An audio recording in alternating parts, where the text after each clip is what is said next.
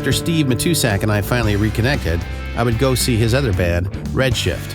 Tyler Chen was his drummer, along with Gabe Niffen, his guitar player. Later, I asked Tyler to come and play drums, Steve to play bass, and Gabe to play some electric guitar on the next big project where I would need them as studio musicians.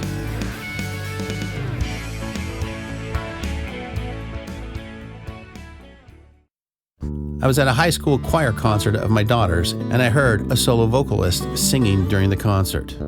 I would soon ask my daughter who that young lady was. Her name at the time was Stephanie Woods. It's been 2 months since I saw you last. Oh, my friend, I think that's 2 months too many. I miss your silly grin. I soon contacted Stephanie and asked her if she had any original songs and would be willing to meet up with myself and her parents. She was 17 at the time, and when they showed up, I asked if she would play her songs for me. She had about 5 original songs that weren't quite completely written all the way. This would be my first true offer for a spec deal. We spent the next month in the evenings and after she got out of school, rewriting her songs and pre-production. I thought I knew what a perfect pitch person was, but had never experienced one in person. It blew my mind then, and I still talk about it to this day. Her grasp of harmonies and her head-to-chest voice slide was absolutely amazing. Her ability to sight read, sing the note, and tell what note I was singing to her was mind-boggling. You were not ready for my kind of love. You left me to pick up the pieces of us. Not a word, not a gesture, you left like the wind. I soon knew which studio musicians I must have on this project. Stephanie played all the keys and piano parts. Steve Matusak would play some of the best bass I've ever heard him play. Tyler Chen from the Slants would play drums. Gabe Niffen played electric guitar on one track. Cass Anawati, my mastering guru, played acoustic on one of the tracks. And Don Gritzmacher played electric on a few tracks. This will be forever one of the best sessions I have ever had. Stephanie is now a mental health counselor, married, and has a newborn son. Playing that game where you disappear. All you talked about was never ever leaving me. Never ever wanna kiss those lips again. No longer desirable. Now I know where they've been. How could you do it? I don't understand.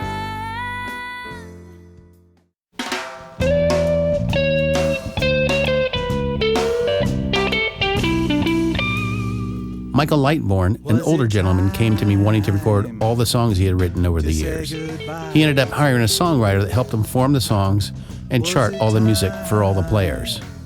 We had lap steel, pedal steel, acoustic guitar, bass, drums, harmonica, violin, tuba, backup female singers, and probably more instruments that I've forgotten about. This was just his project for him and him alone. He never pressed CDs or distributed. He said it was something on his bucket list. Was it a moment in the scheme of things? Was it a moment without any strings? Was it a moment where fools rushed in? Or was it a moment?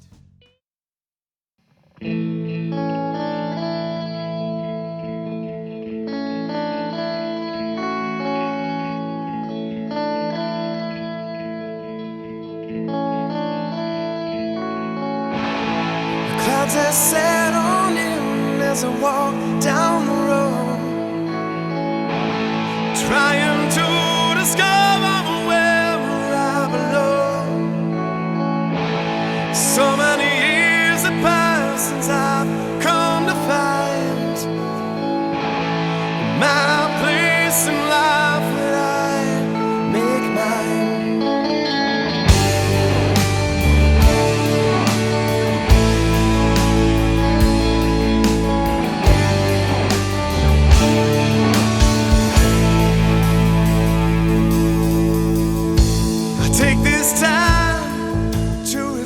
Around the same time this was all happening in 2008, I didn't know it at the time, but my life was about to change for the next 8 years. I had been out playing drums with a few guys just for fun when Mike Dolan and Mike Connors approached me and asked if I wanted to start a band. We jammed a couple of times over the years just for fun.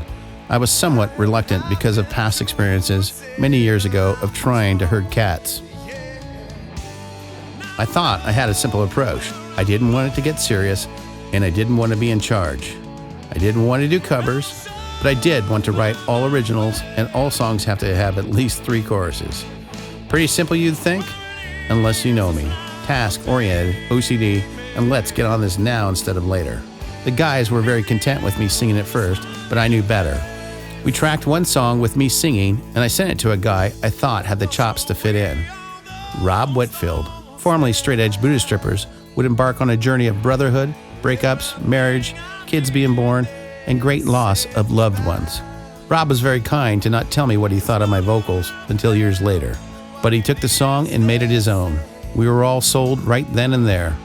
Practice was on Tuesdays, so we would start our band and called ourselves Tuesdays Project. We would take the next year writing and recording our first LP. During the course of recording that album, I would reach out to the best guitar player I knew, my good friend Donnie G. Grits, Don Gritzmacher, and Berkeley grad. I would ask him about guitar harmony lines, and finally, after some coaxing, he agreed to come out and lay a lead track for us on a song. Don was very busy with his career at the time and didn't have a lot of spare time. We would finish the album and book the first live performance. Knowing that many of the songs we had double-track guitar parts and unable to play them live like the album, we invited Don to play the first gig with us. His exact words were, of course, I would love to. However, there's no way I could join your band if that is what you're asking. I am too busy with everything in my life right now, and it just wouldn't work. Well, as you might have guessed it, after that first live performance, somehow, some way, his schedule opened up.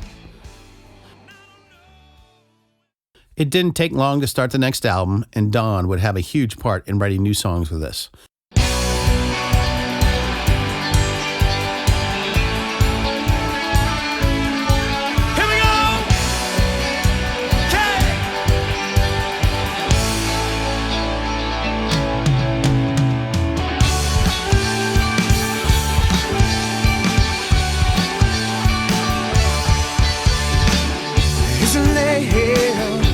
Next to you, wonder if you had a clue. A great distance between us. A life starting, one finished. Your voice intoxicating, your smile I'm into. Where have you been all my life? I've been waiting for you. This happens when I put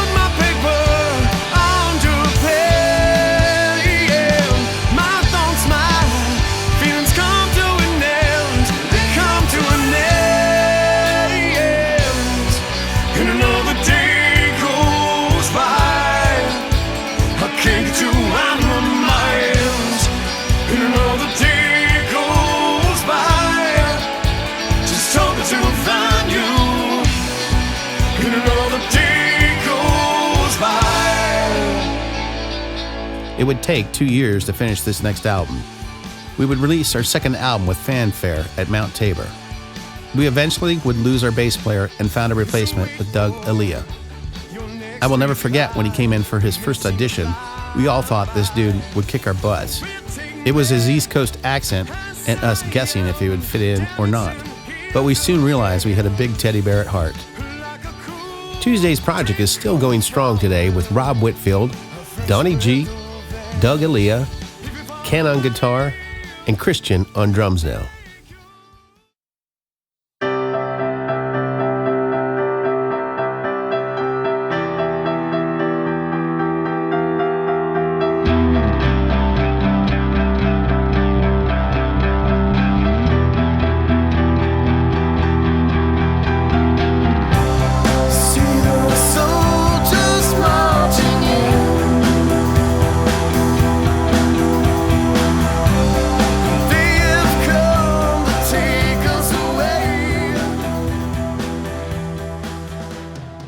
Meanwhile, our singer, Rob Whitfield, would soon be in high demand, and we tried our best to keep him close in fear of losing him. He would join a second band called Love Lies Dying and meet his future wife, Christine Long. Love Lies Dying, a 7-piece, would grace the doors in 2009 and track their first album, shoot a video, and play out live for a year or so. Then it was Christine Long's turn to record her solo album. She partnered up with the songwriter and came in to record all the vocal tracks. When we first met, she was looking for a vocal producer, and we recorded late into the night. The whole time she had a secret she was hiding, and she finally told me when she had to excuse herself, and I heard her being sick in the bathroom. Stormy weather in my head, the thunder gets louder. I can't make your voice stop calling. She told me she was diagnosed with stage 4 breast cancer. Full-on chemo was killing the cancer and her body. I told her to go home and be with her kids, and all she wanted to do was finish the album. Christine would survive breast cancer for now and return to record with her band Sugar Teas. The album never got finished, but Christine would be back in the studio one more time when we used the live room for her wedding to Rob Whitfield. Sadly, over the years, the cancer would come back with a vengeance and consume her body and organs. Somehow, some way, she fought that damn cancer for 8 years.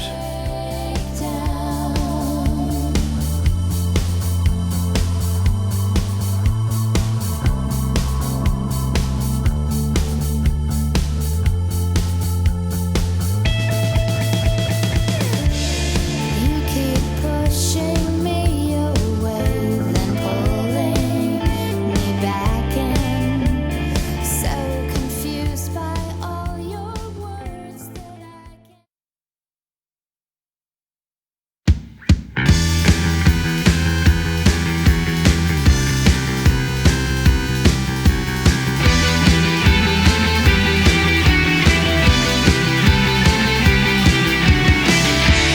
When we love forever, forever.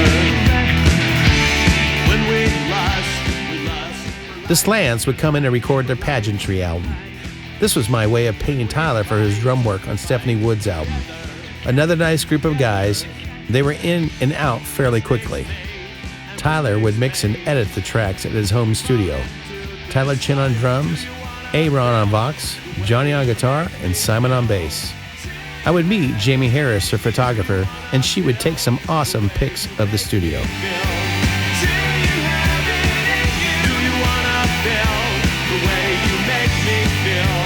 Do you have it in you? Do you wanna feel the way you make me feel? The Wobblies, a punk group, partially came from Corvallis in Portland. This power trio consisted of AJ, his brother Ty, and Charles, the bassist. Ty was a 6-foot-plus drummer playing a 2-piece kit. I swear he was going to break or kill that drum kit.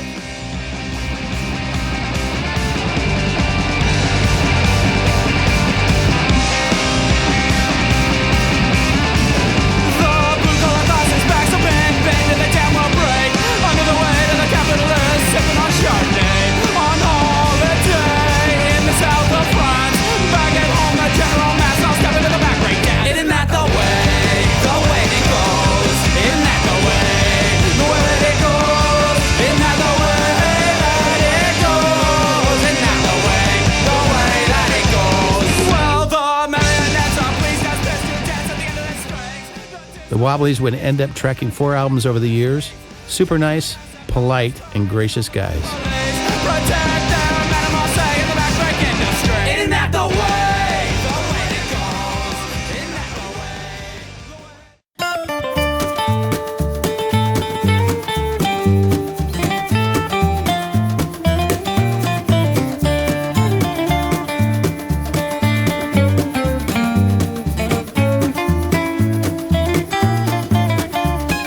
Someone knocking round my door. Gentle footsteps cross the floor. Smith and Wesson 44. Willie, get your gun. Twisted Whistle would come my way via Glenn, the fiddle player from Red Rubber Band. Another first for me was an electric mandolin. This guy could kill it on the leads. Keena and Matt, the married couple and leading force, would test my abilities as an engineer with a cello as a bass, and another first with Matt's banjo. Jeff played snare and sang harmonies with Matt and Keena to make a special 3-point sound on vocals. Matt and Keena now have a young daughter, and Jeff has since moved to sunny Florida. In 2012, Don calls me one day and says, "You will never believe who I just hired as a computer programmer for my business." Having no remote idea who that would be, he tells me, "Tommy Two-Tone."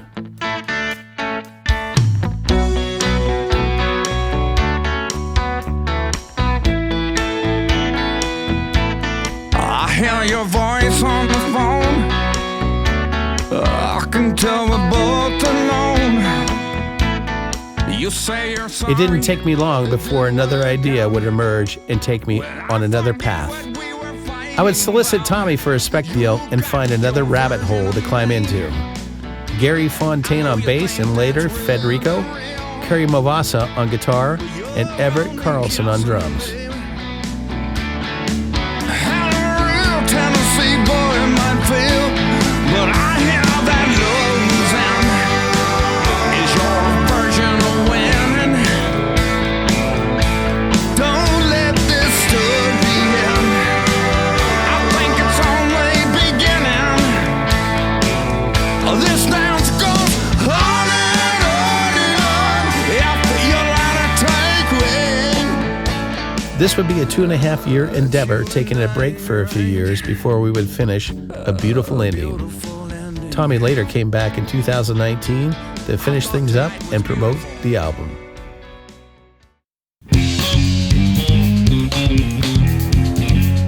Kerry Movasa, Tommy's guitar player, would eventually want to record an EP with me of songs he had written, featuring Damien Erskine and Reinhard Melz. A curious and fun avant-garde recording that would take Kerry about a year to dial in just right.